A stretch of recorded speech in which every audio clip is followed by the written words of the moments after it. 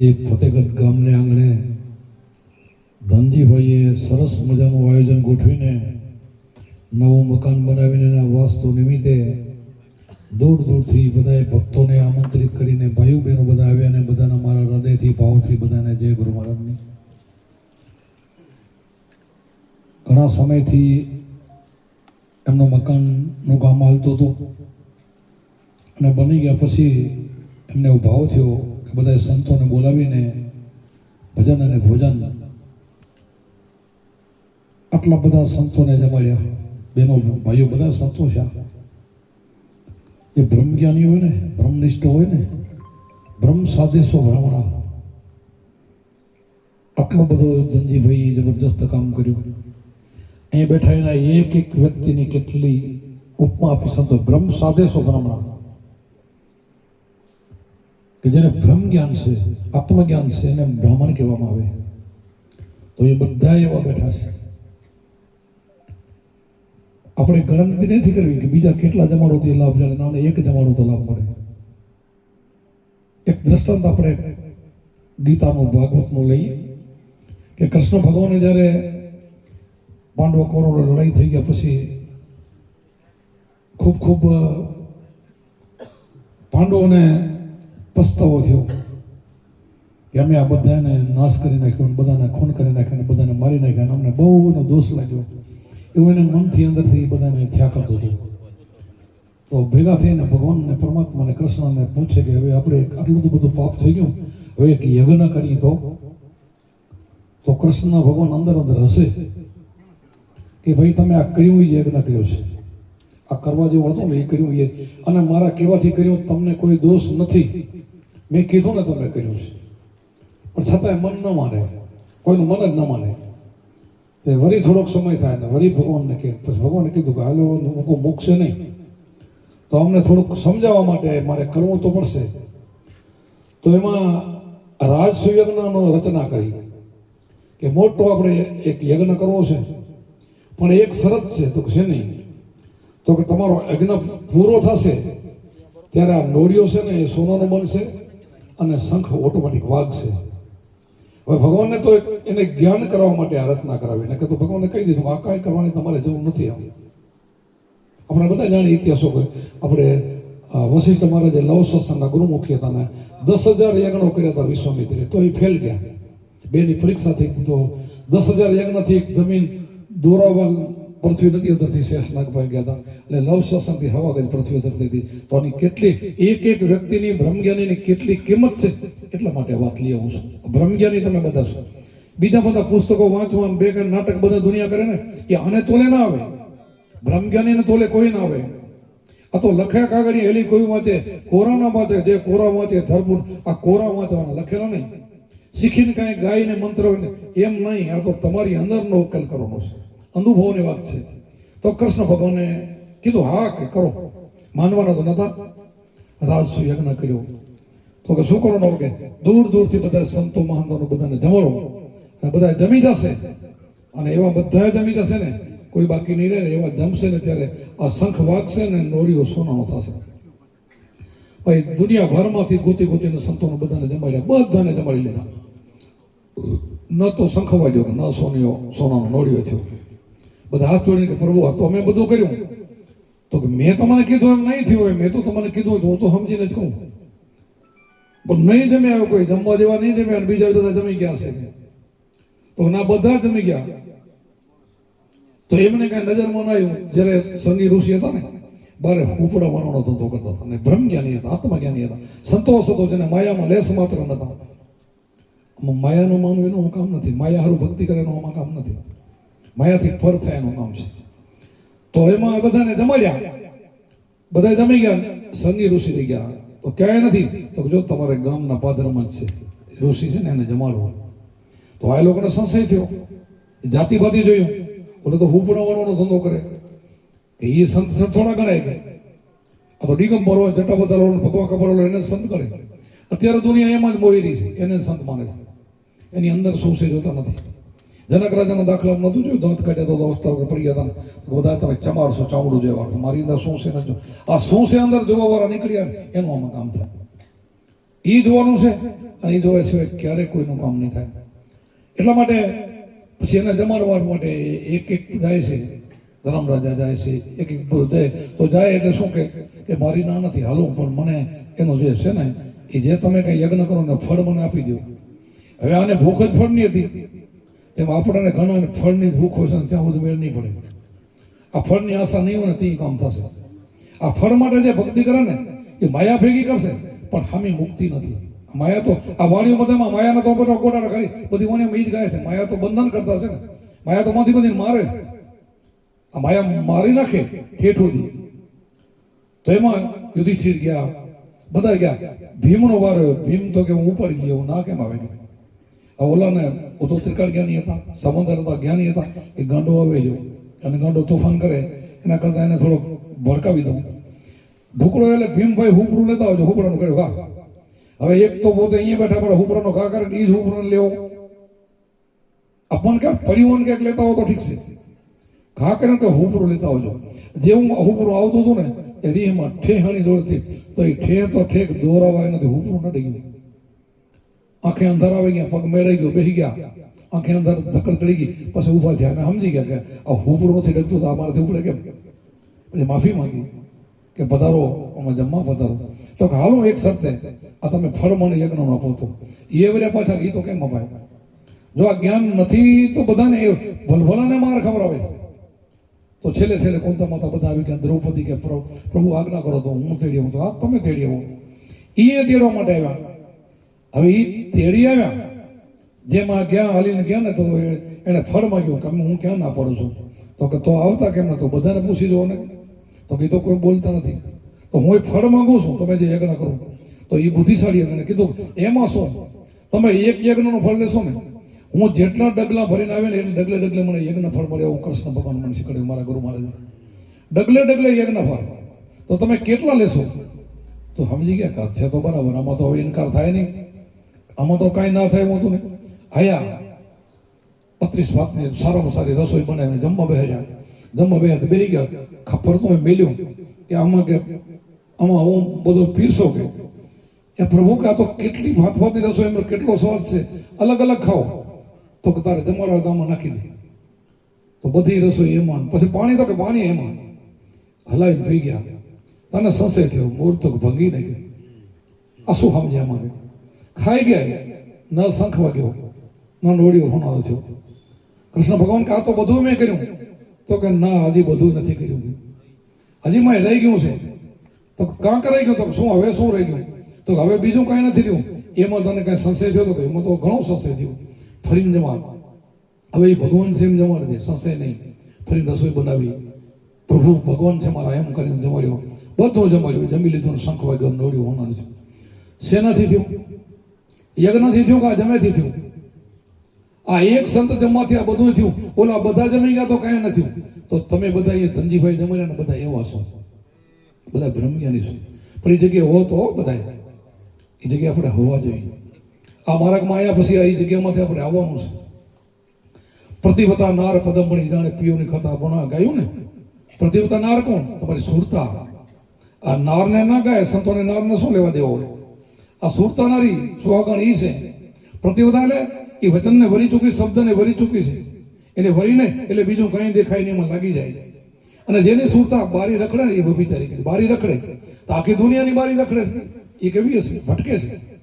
જ્યાં સુધી તમારું મન ભટકે છે, સ્થિર નથી થતું ને, ત્યાં સુધી ભક્તિ નથી. સ્થિર થઈ જવું જોઈએ. બીજું ઘણા ઉપવાસ કરે એકટાણા, એટલે ભાઈ એનાથી નથી ભગવાન મળવાનો, એનાથી ભગવાન અને કોઈ કનેક્શન જ નથી. એમ તમે ભૂખરો મરો એને શું ફાયદો થાય? એને કોઈ કનેક્શન નથી. ઠીક છે, તમારું શરીર નિરોગી રાખવા માટે ઉપવાસ કરો તો શરીર સારું રહે. શરીરને સાચવવું. શરીરને આ શરીર છે ને, આ 5 તત્વનો દેહ છે, એમાં 6ઠું તત્વ હાથમાં બેઠું છે. એટલે આ શરીરની અંદર કઈ વ્યસન ના કરાય કે મારી અંદર ભગવાન બેઠો છે. હવે મારી અંદર ભગવાન છે ખબર નથી, તમે ઉપવાસ કટાણ કરો શું ફાયદા થશે? વ્રત કરો તો શું ફાયદા? તીર્થ કરો તો શું ફાયદા થશે? દાન કરો તો શું ફાયદા થશે? મારી અંદર ભગવાન છે ખબર નથી તો બહાર ભટકવાથી શું ફાયદો થશે? હજુ સુધી દુનિયાની અંદર કોઈનું કામ થયું નથી અને થવાનું પણ નથી. એમ એ ભટકી તો કંઈક જતા રહ્યા, કંઈક જવાના છે. નીકળી જવું હોય તો આ તમારે ઓળખ્યા વિના લક્ષોરસ નહીં મટે, અને ભ્રમણાને ભાંગ્યા વિના ભાવના ફેરા નહીં પડે. તો ભ્રમણા ક્યારે જાય? સંશય ક્યારે જાય? કે પોતાના સ્વરૂપને ઓળખે ને ત્યારે. દેહ નહીં, દેહ આપણો નથી. દેહ તો બધાનો પાંચ તત્વોનું ભાડુંથી છે, તમારો ને મારો. રામકૃષ્ણ હાલે ગયા તો તમે ક્યાં રહેવાના છો? એ બધા આપણા બધા સંતો મહાંતો હાલે ગયા. દેહ નથી રહેવાનો. દેહને બાદ કરો તો તમે છો ને, તમે વિદેહી છો. તમે મરતા આત્મા છે, વિદેહી છે. આત્મા મરતો નથી, જન્મતો નથી. જનક રાજા વિદેહી કેવડા, તો તમે ક્યાં બીજા હતા દેહી? બધા એમને છો, વિદેહી છો. પણ એ ખબર જાણકારી આવવી જોઈએ કે દેહ ભાડું, હું દેહ નથી, હું આત્મા છું. હું એનું સંબંધ કરું છું. મારું સ્વનું અધ્યયન શું? સ્વને ઓળખો. આત્માને ઓળખ્યા વિના તો લક્ષ વર્ષ નહીં મળે. ઓળખ્યા વગર શું થશે? હું વારંવાર કહું છું, ઘણા સ્વામિનારાયણ પણ બેઠો હોય તો વચનામૃતની મને આમાં આ સ્વની વાત આવી એટલે આપણા ભગવાન બધા રામકૃષ્ણ શું કરી ગયા ખબર તો આપણને હોવી જોઈએ. કે લખી ગયા આપણા શ્લોક બોલવાના, એ જ વાંચવાનું, એનાથી આપણું કામ થઈ જશે, મુક્તિ થઈ જશે.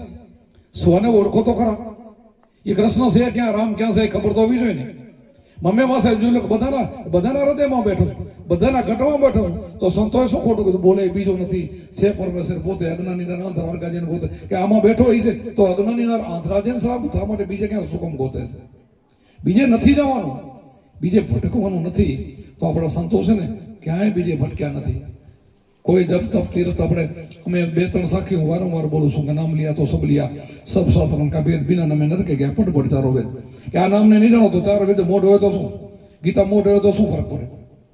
કે જો આને નહીં સમજો, નામે પાતક છૂટી, નામે નાસે રોગ, નામ સમોર કોઈ નહીં, જપ તપ તીર્થ વ્રત ને યોગ. તો આ નામથી વેદમાં છો તો નરકમાં જશો એમ કીધું, અને આ બધું કરશો તો ફેલ છે. કોટિક નામા સંસારમાં, તેથી મુક્તિનો આદિ નામ ગુપ્ત એ જાણે બીજા કોઈ. કોટિક નામ વાળા દેહધારીના જેટલા નામ છે ને, જેના દેહધારીના મૂર્તિઓ તમે બેઠા એ દેહધારી છે. જન્મ પછી એના નામ પડેલા છે. એ નામથી કોટિક નામમાં સંસારમાં એનાથી મુક્તિ નથી લેવું. મુક્તિ તમારા અંદર બેઠો એનાથી છે, પણ એના માટે શું? ગુરુ જોઈએ. એ તમે ઓળખી શકો નહીં. તમારી રીતે તો આત્માને પોતાની રીતે કોઈ ઓળખી નાખે. પોતાની રીતે ઓળખી શકે તો રામને કૃષ્ણને ગુરુ શા માટે કરવો પડે? શિવજીને શા માટે ગુરુ કરવો પડે? આપણા બધા 88,000 ઋષિઓને શા માટે ગુરુ કરવો પડે? અને 33 કરોડ દેવો કથૈયાને શા માટે ગુરુ કરવો પડે? ગુરુની જરૂર છે. ગુરુ પરંપરા છે. ગુરુ ધ્યાન આપે છે, અને ધ્યાનથી જ્ઞાન થાય કે તું તારા સ્વરૂપને ઓળખી લે. તું તારા સ્વરૂપને ઓળખી લે, બીજું નહીં. સ્વરૂપનો સહજાનંદ સ્વામીની આ વાત કરેલી આપણે વટના, એનો જ વચનામૃત બનાવું છું. વચનામૃતમાં લખેલું છે. કાઠી દરબારના કરે, દાદા ખાચરને કરે સત્સંગ હાલતું હતું. 50 જેવા એમના શિષ્યોને ગુરુભાઈ બેઠા હતા.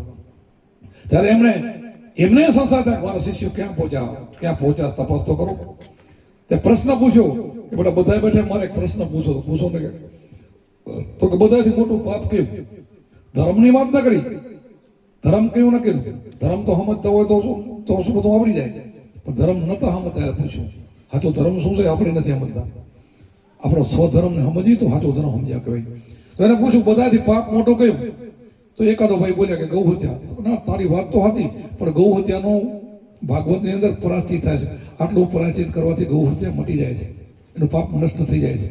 તો બીજો કે ગૌ હત્યા, બ્રહ્મત્યા. તો બ્રહ્મત્યા ગૌ હત્યા બે રીત છે, એનું પણ અમુક પ્રાયશ્ચિત કરવાથી મટે છે.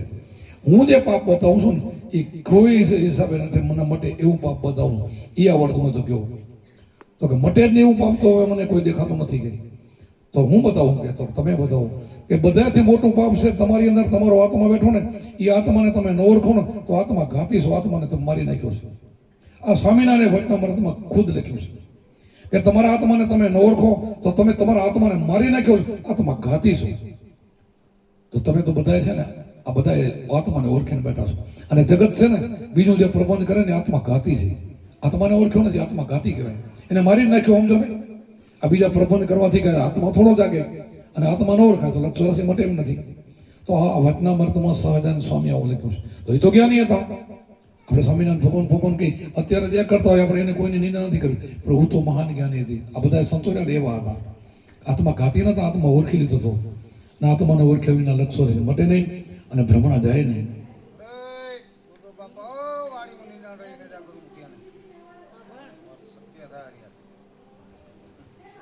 આપણને ભગવાને દેવોને દુર્લભ એવો મનુષ્ય અવતાર આપ્યો છે. આ શબ્દને તમે શું જાણો છો? તમે દેવો દેવો દેવો તૂટી પડો છો, પણ દેવોને દુર્લભ એવો તો તમને દેહ મળ્યો છે. દેવો પણ ઈચ્છા કરે કે ભગવાન તું મને મનુષ્ય અવતાર આપ, ઓમાંથી નીકળી જાઉં ભજન કરી. અને મનુષ્ય અવતાર સિવાય નીકળાતું નથી, એને કહી છે તમારે. તો તમને અવતાર મળ્યો ને, દેવોને દુર્લભ, તો હવે બીજી શું જવા નાખવાના કે આવો મને મનુષ્ય અવતાર મળ્યો, તો હવે સંતોને આપણે શરણે દઈને અમુકથી નીકળી જવું છે. તો સંતોની સાનકા લઈને આ ભજન કરવા માટે દેહ મળ્યો છે. બીજું તો બધું પશુ પંખીને એના બચલાને મોટું કરે એ કરે એવું કરીને નીકળી જવા માટે નથી. એમાં ખોઈ નથી નાખવાનો જન્મારો, એમાં તો ખોવાઈ જાય બધું. આ કરવાનું છે.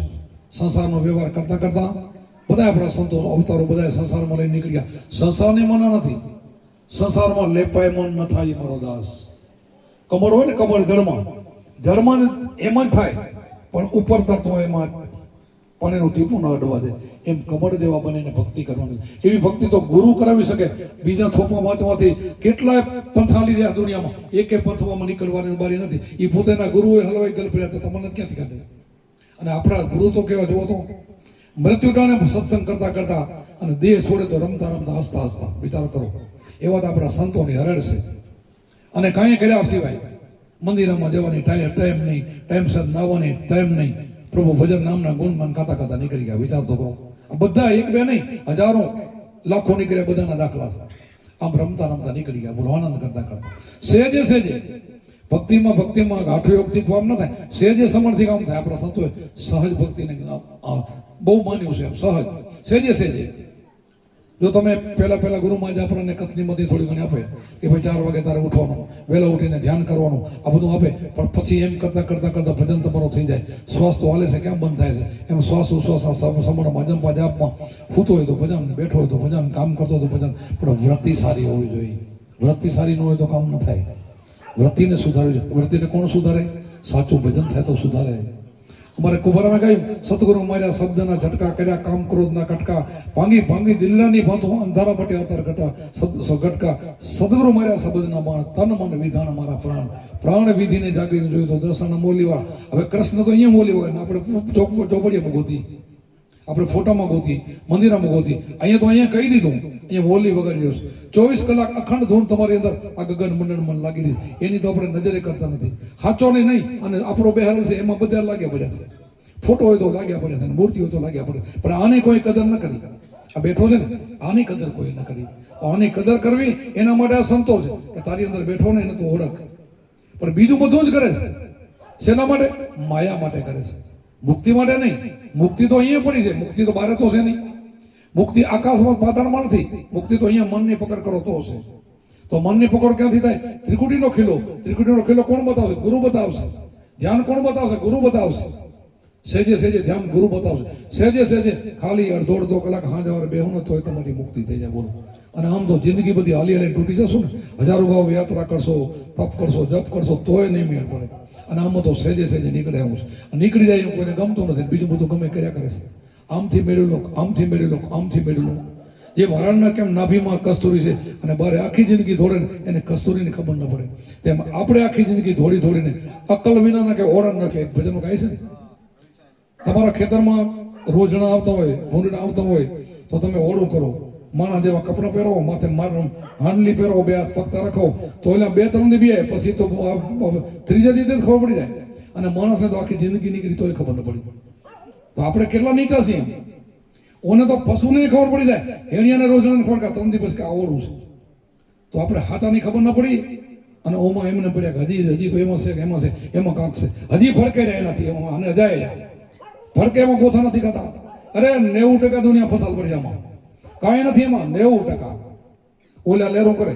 લેરું તો એ ન કરીએ, નરકમાં જવાનું હોય. બધા લેર ન કરી શકે એટલે તો ઘોર નરકમાં જાય. પણ તમે નરકમાં જાઓ એને બતાવ્યું. બધા ઘર બરબાદ કરી નાખો, ખેતર વેચાઈ જાય, મકાન વેચાઈ જાય, એમાં બતાવ્યું અને પછી નરકમાં જાઓ. એમ કરતા સંતો કણે જાઓ ને તો સેજે ધંધો કરતા સુખી થઈ જાઓ ને તમારા છોકરા પાડતા નીકળી જાઓ.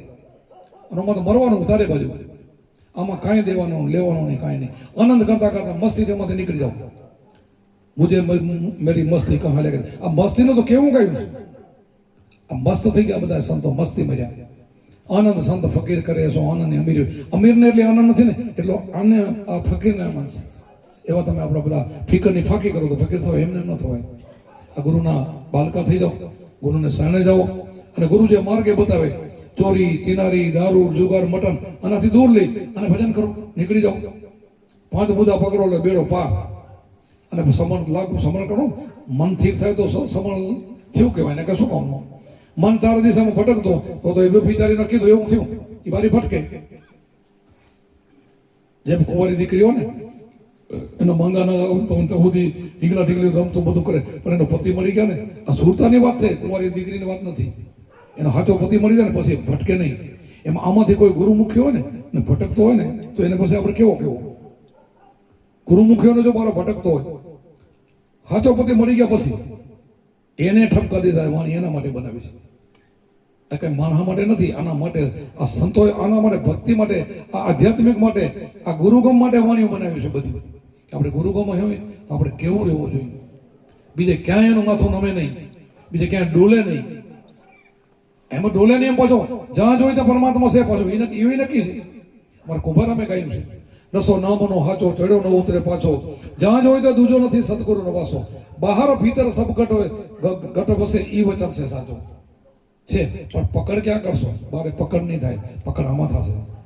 પકડ કરવા માટે સાધન ધ્યાન ત્રિકોણ દીધું છે.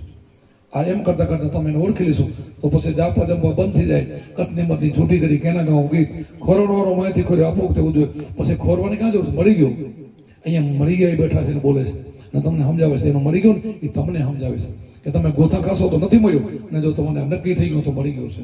ભેગો જ છે, બારો નથી, ભેગો છે. ભેગો બેઠો ને એને ભરો, એને ઓળખો. આપણે જીવન સાહેબ દિખંદા પરખંદા નિર્ખંદા દેખ્યો ને પરખ્યો નીકળ્યો તો ગયો છે, નથી એમ નહીં. રંગરૂપ નથી તોય છે. રંગરૂપ રેખની અરૂપ ઓળખાય. ઓળખાણો એ તો ખરો ને, ઓળખાયું. આ વાણીઓ તો જો સંતોને કેટલી મહેનત કરી કે બનાવ્યું છે. તો એવું ઓને વાંચી એને ગોખે ને એમાં મરે બધા. રોજ એના પાઠ કરે, રોજ એના શ્લોક બોલે ને એના ધ્યાન કરે. અરે મરવાનું છે એમાં, તરવાનું અહીંયા છે. એમાં તો કઈ ગયા એના ગુરુ ગયા ને એ જવાના. લાખો કરોડો ગયા, એક ભૂલ્યો દૂજો ભૂલ્યો સબ સંસાર, એક ન ભૂલ્યો જેથી ગોરખો જેના ભજન નો હાવ. એ ગોરખે પોતાના માટે કહી દીધું કે બધા જ ભૂલ્યા, જગત આખું ભૂલ્યું.